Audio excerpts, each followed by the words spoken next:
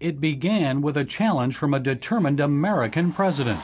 Mr. Gorbachev, tear down this wall. 2 years later, Thursday evening, November 9th, East Germans scaled the Berlin Wall. That was the beginning of the end of the Cold War and Soviet communism. There were tears of joy, cheers, and jubilant applause as East Germans poured through the opening into West Berlin. Some had been separated from friends and relatives for more than 25 years. Others had never set foot in the West. The wall was built in August 1961 on the orders of Soviet Premier Nikita Khrushchev. Over a period of nearly 3 decades, as many as 200 people had been killed attempting to escape to the West. I asked Pat Robertson to share his reflections on the 20th anniversary. He says he wasn't surprised when the wall and the communist system behind it came crashing down. I knew that there was something about communism that was wrong. It was contrary to the human spirit. It was a failed economic system, failed social system, failed moral system. Everything about it was wrong. And I knew it would come down. Not only did its collapse bring about an end to the Cold War, but a new opening. Christians were provided an opportunity to share the gospel with many Eastern Europeans who had never heard it.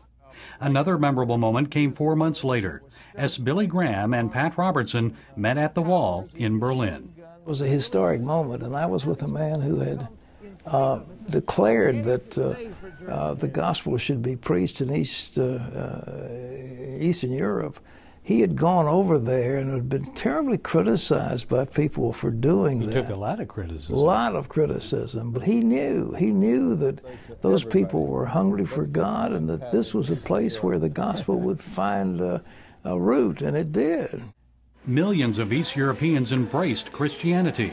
They're still flocking to churches like this one in Budapest, Hungary. Is it over now? Is that window of opportunity over? I don't think it's over, but it certainly is not near as wide as it was when the wall came down. So those people were so hungry for spiritual reality.